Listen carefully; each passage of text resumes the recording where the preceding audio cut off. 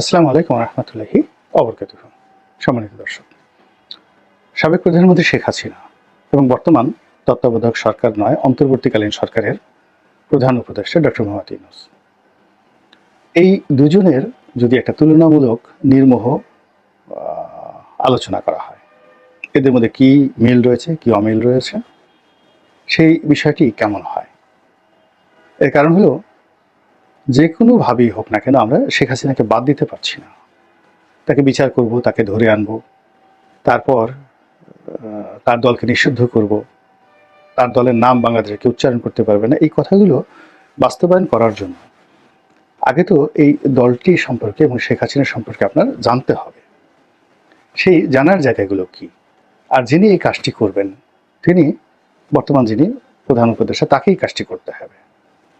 তো সেক্ষেত্রে ডক্টর মোহাম্মদ ইউনূসকেও জানতে হবে আমাদেরকে যে আসলে উনি পারবেন কিনা। এখন আপনি দুজনকে দুটো যাকে বলা হয় মানুষের মধ্যে একটা লড়াই হচ্ছে, তো সেই লড়াইয়ের পূর্বে আপনি আশা করছেন যে অমুকে জিতবে অমুকে জিতবে, স্বপ্ন দেখছেন, কিন্তু সেই স্বপ্ন দেখার চেয়ে যদি আপনি যারা লড়াই করছেন তাদের বৈশিষ্ট্যগুলো আপনি তুলনা করেন, তাহলে আপনি বুঝতে পারবেন যে আগামী লড়াইতে কারা জিতবে। তো এখন লড়াই চলছে পর্দার আড়ালে, তারপরে পর্দার সামনে পেছনে সব দিকে। এখন এই লড়াইয়ের মধ্যে কি কি ধরনের পরিস্থিতি তৈরি হয়েছে আমরা হয়তো 10 to 15% আন্দাজ করতে পারছি, কিন্তু বাকি 85 থেকে 90% ঘটনা ঘটছে পর্দার অন্তরালে, এবং সেগুলো রীতিমতো ভয়ঙ্কর, এবং এতটা ভয়ঙ্কর যে আপনারা শুনলে মানে আমি এই কথাগুলো বলতে পারবো না। 85% যে কাজগুলো চলছে সবই চক্রান্ত, অর্থাৎ শেখ হাসিনাকে জলে স্থলে অন্তরিক্ষে দমন করে নিজের ক্ষমতা প্রতিষ্ঠিত করার জন্য বর্তমান শাসক শ্রেণী যে কাজগুলো করছে তার মাত্র 10 to 15% আপনি জানতে পারছেন, বাকি কাজগুলো গোপন, আপনি বুঝতে পারছেন না। তার একটা নমুনা খালি যে শোনা যাচ্ছে যে করিডোর দেওয়া হচ্ছে রোহিঙ্গাদেরকে, আরাকান আর্মিদেরকে, জাতিসংঘ এবং আমেরিকাকে খুশি করার জন্য। জাস্ট একটা উদাহরণ দিলাম। এরকম অসংখ্য ঘটনা ঘটছে। আবার শেখ হাসিনা ওখানে বসে, আওয়ামী লীগ ওখানে বসে যা করছে, বাংলাদেশে যা করছে তা 5%, অর্থাৎ ঝটিকা মিছিল করছে, তারপর শেষে সামনাসামনি ওই যাকে বলা হয় ওয়েব মিটিং করছে, আর মাঝে মধ্যে অডিও বার্তায় শেখ হাসিনা কথা বলার চেষ্টা করছে, এটা দৃশ্যমান। কিন্তু তলে তলে যে কি কাজগুলো হচ্ছে, লন্ডনে কি হচ্ছে, আমেরিকাতে কি হচ্ছে, ঢাকাতে কি হচ্ছে, তারপরে দিল্লিতে কি হচ্ছে, এটা আমরা জানি না। যদি জানতেন নিশ্চিন্তে থাকার মতো কোনো রিজন নেই, অস্থির হয়ে পড়তেন। ক্ষমতা এমন একটা জিনিস, ক্ষমতার জন্য নিজের বাপকে মেরে ফেলে, বাপ তার সন্তানকে মেরে ফেলে, এবং একটা দুটো না, মা তার সন্তানকে মেরে ফেলে, সন্তান তার মাকে মেরে ফেলে। এরকম অসংখ্য অশ্লীল অশ্রাব্য অনেক ঘটনা ঘটে, অসভ্যতামি অনেক ঘটনা ঘটে। যে মানুষ একটা পিঁপড়া মারে না, ক্ষমতার মোহে পড়ে সে লাখ লাখ মানুষকে মেরে ফেলে।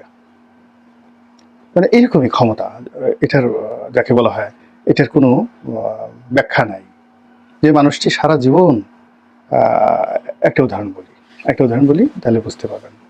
খলিফা আব্দুল মালিকের নাম তো আপনারা শুনেছেন, যেটা উমাইয়া শাসকদের মধ্যে যিনি যাকে বলা হয় founder of the Umayyad dynasty, অর্থাৎ মুয়াবিয়ার পরে ইয়াজিদ, ইয়াজিদের পরে মারওয়ান, মারওয়ানের পরে যিনি ক্ষমতায় এলেন তিনি এই আব্দুল মালিক। তো আব্দুল মালিক যখন ক্ষমতা এলেন তাকে বলা হতো, যাকে বলা হয় সারাক্ষণ তিনি কোরআন নিয়ে থাকতেন, মসজিদ নিয়ে থাকতেন, দুনিয়ার কোনো বিষয়ে তার কোনো যাকে বলা হয় আগ্রহ ছিল না। তো এখন যেদিন তাকে জোর করে, বলতে গেলে ধরে, মসজিদ থেকে ধরে নিয়ে উমাইয়ারা তাকে দামেস্কের সিংহাসনে বসালো, এবং তিনি ক্ষমতায় বসার পর এই মানুষ যে কাজ করেছেন, একটা সুন্দর শাসন দিয়েছেন, 90 বছর তার বংশ রাজত্ব করেছে, সবই ঠিক আছে, কিন্তু তার যে শাসক হাজ্জাজ বিন ইউসুফ, ইরাক অঞ্চলের শাসক, তার মাধ্যমে তিনি পুরো কাবা শরীফ মিনজানিক যন্ত্র দিয়ে, কামান দিয়ে কাবার সমস্ত ওয়াল ভেঙে তছনছ করে ছেড়ে দিয়েছেন। এরপর আল্লাহ রাসূলের আহলে বাইত যারা ছিলেন তাদেরকে ফাঁসিতে টানিয়ে মেরেছেন। এবং সে বলতেছে যে এই ঘরের যে কোনো অলৌকিকত্ব নয়, এই জন্য হাজ্জাজ বিন ইউসুফ ওই ঘরের মধ্যে ঘোড়া বেঁধে রেখেছে, দেখি কি হয়। দিস মানে ক্ষমতা মানুষকে এই পর্যায়ে নিয়ে যায়।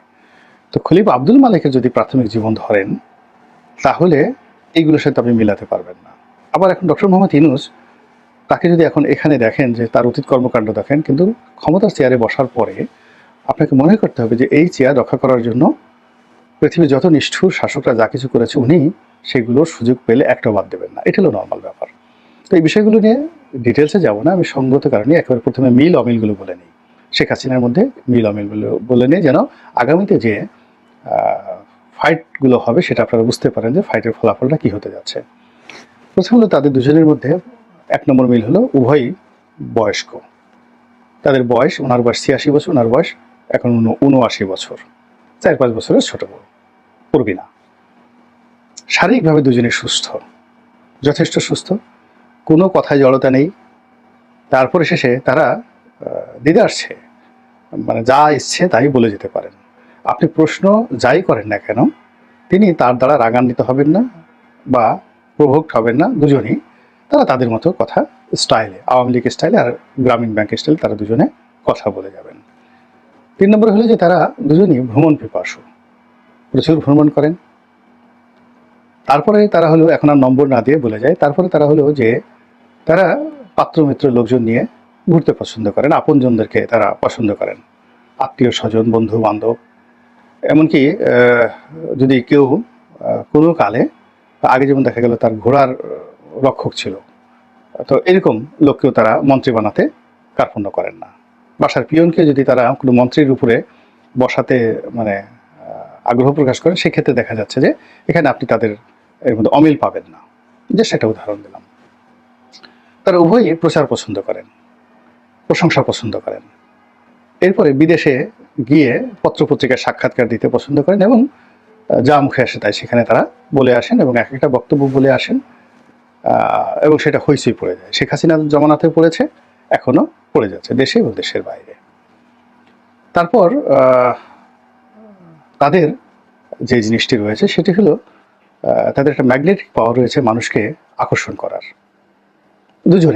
দুজনেরই একটা কমিউনিটি তারা পাগল বানিয়ে ফেলেছে। যেমন ডক্টর মোহাম্মদ ইউনূস এবং গ্রামীণ ব্যাংকের যারা লোকজন প্রথম থেকে একটা বিরাট গ্রুপ, তারা ইউনূস সাহেবকে দেবতা মনে করেন। আওয়ামী লীগের যারা লোকজন রয়েছেন তারা ওনাকে সাক্ষাৎ দেবী মনে করেন। তো নিজ নিজ কমিউনিটির মধ্যে তারা উভয় যথেষ্ট পরিচিত। শিক্ষা দীক্ষায় ডক্টর মোহাম্মদ ইউনূস একজন যেহেতু ডক্টর পিএইচডি হোল্ডার, তো সেক্ষেত্রে শেখ হাসিনার অন্তত 100টি ডক্টরেট ডিগ্রি আছে, পিএইচডি ডিগ্রি আছে। শেখ হাসিনা এমএ পাস, উনিও এমএ পাস, উনিও ডক্টরেট, উনিও ডক্টরেট। কিন্তু ওনার যেটা আছে অর্থনীতি, ব্যবসা বাণিজ্যের ব্যাপারে প্র্যাকটিক্যাল এক্সপিরিয়েন্স আছে। আর শেখ হাসিনার প্র্যাকটিক্যাল এক্সপিরিয়েন্স নেই, কিন্তু তারও কিন্তু ব্যবসা বাণিজ্যের যথেষ্ট অভিজ্ঞতা আছে।